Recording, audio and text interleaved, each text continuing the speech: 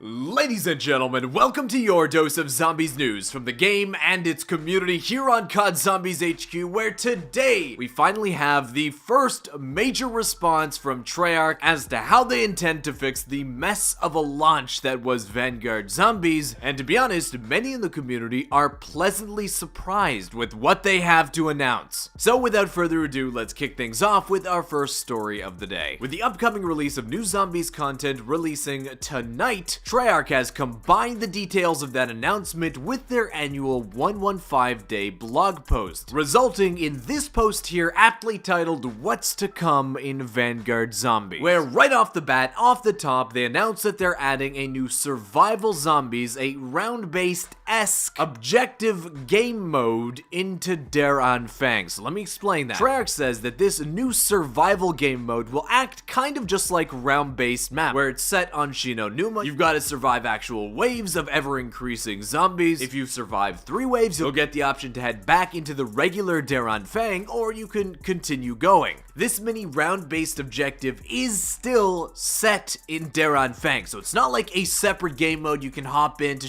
Numa to play a few rounds of round-based zombies. You actually have to start this within Der Anfang, and then unlock the new area on the map entitled Von List's Office, where you can actually enter this round-based mode. There will be a pack-a-punch machine in this version of Numa within Der Anfang, but there won't be any perks, nor do we expect any mystery box or wall weapons inside, meaning if you do want to play round-based in this mode, you basically need some preparation within Der Anfang, completing a few objectives before you've got the equipment to actually survive in this game's version of round-based zombies. Now, they're not calling this round-based, they're calling it an objective with the name of Void. Now, what Treyarch doesn't tell us, and what I assume we're going to find out very soon, is what version of Numa they're bringing back here. I would expect it to be the closed-off Vanguard Zombies version, where it's only just the Numa central house. I doubt they're bringing back the external areas of like doctor's quarters, the fishing hut, and so forth. I would hope that's the case, but I expect that it's going to be that small, enclosed environment that we got in the regular Der Anfang, which it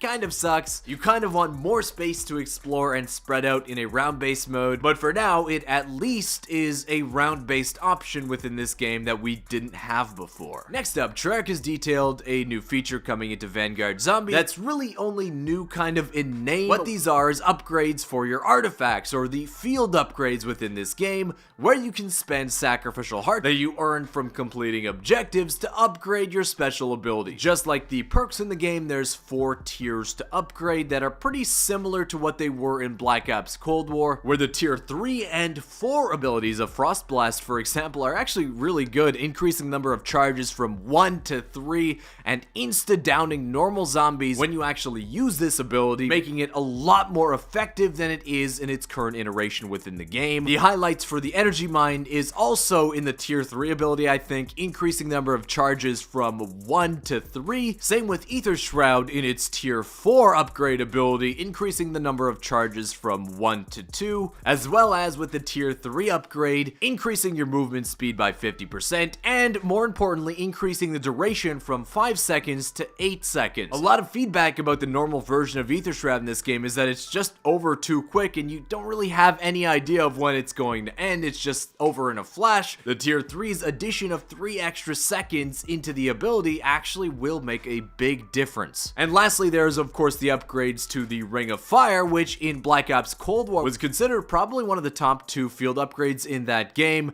In this game, that is definitely not the case, and I'd still say that's true even with the upgrades that Treyarch has revealed for this artifact. It makes Ring of Fire in this game better, but I still think not up to snuff with the other artifacts in the game, especially as, unlike the other abilities which add an extra charge in one of its tier upgrade levels, Ring of Fire is now the only ability in the game stuck at 1 charge even when fully upgraded. Remember that in this game, unlike Cold War, you have to upgrade your field upgrades every single game you play. They don't carry over from game to game like Cold War does, so it is something to keep in mind if you do end up hopping in to try out this new update. Next up, several months after the release of the game, we finally have Pack-a-Punch camos coming into Vanguard Zombies, a feature that I'm still not sure was either overlooked or just they didn't have the time to make, but it seems so simple. But either way, pap camos are now going to be added into the game with a slight difference in the camo's appearance depending on what pap level the weapon is at tier 1, 2, and 3. Treyarch also detailed the score streaks that were going to be added into the game. We knew about this already. With how annoying and beefy Stormkriegers are in this game, especially if you don't have a shotgun in later rounds, hopefully these score streaks like the War Machine or Death Machine will make finally dealing with those beefy zombies a little bit easier.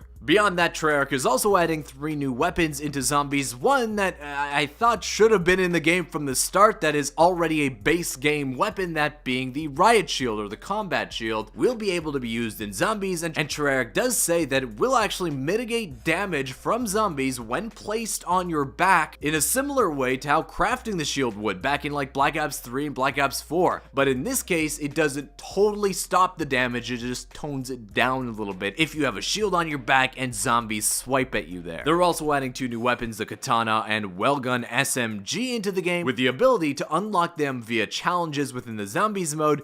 It is going to be a bit of a grind to unlock. You will have to complete both their conditions. In the Katana's case, it's getting 5 rapid kills with a melee weapon. In the Wellgun's case, it's getting 5 rapid critical kills with an SMG. Both those objectives in 50 different portal objectives within Daron Fang, which with how long rounds actually take in that mode means it will still take you quite a long time in order to unlock these new weapons. But while that all sounds well and good, this update does actually also reveal one big bit of disappointing information, and that is that the ability to pause your game in Zombies in the form of server pause in solo has been delayed again. Treyarch saying about it, like, all of you, we've wanted dedicated server pause for solo players to be included sooner, and the amount of work required to get it right has frankly taken longer than we would have liked. Thanks for your patience while we wrap up its implementation in an upcoming update. So, server pause won't be in Season 1 Reloaded, and we expect it to be released later, possibly at the start of Season 2. Until then, you still can't pause in Zombies. In what is probably the most interesting part of this update, Treyarch talks about the future of Vanguard Zombies and the future of Zombies as a whole, where they say this: if you've been paying attention to the narrative intel and conversations between our Dark Ether entities in Season 1, you might have an idea of where we're headed in Season 2. Or if you watched one of the prior Zombies news update videos, you know that that location is likely in Egypt, where they continue. In addition to a new hub map located somewhere else on the globe, we'll be taking players to multiple arenas or maps, including the Dark Ether itself, in a completely original location crafted for Vanguard Zombies. Whereas everything else we've seen so far in Vanguard Zombies has just been from the campaign,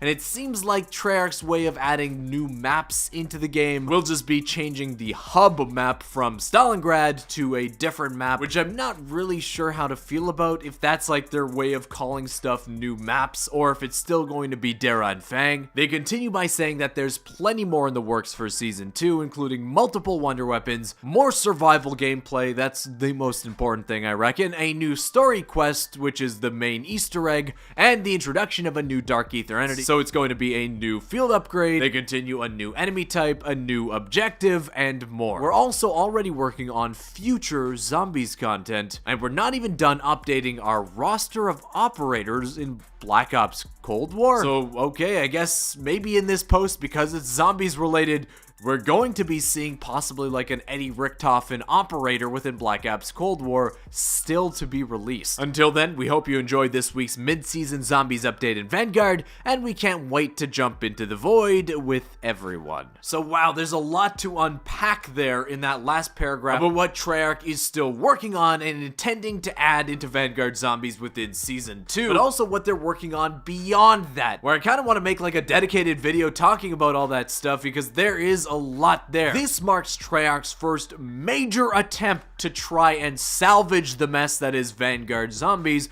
The question is what they've announced so far with Season 1 Reloaded, is it good enough? I think we'll have to wait until Season 1 Reloaded actually does release tonight at 9 p.m. Pacific Standard Time in order to get a better idea of what this content actually feels and plays like in-game. Adding a round-based option is a very good start, and hopefully we see Treyarch continue to expand on that concept in the future. Daron Fang is all well and good, but we all want some traditional round-based zombies. But that does wrap up the news today, guys. I want to thank you so much for watching. If you enjoyed it, if you're excited about this update, definitely drop a thumbs up on the video down below. Subscribe to the channel if you aren't already. There's a lot more to come when this update drops, and I can't wait to share with you. But until that time comes, I want to thank you again for watching. Be sure to tap out to check out the last video, and I'll see you with another Zombies news video tomorrow. Peace.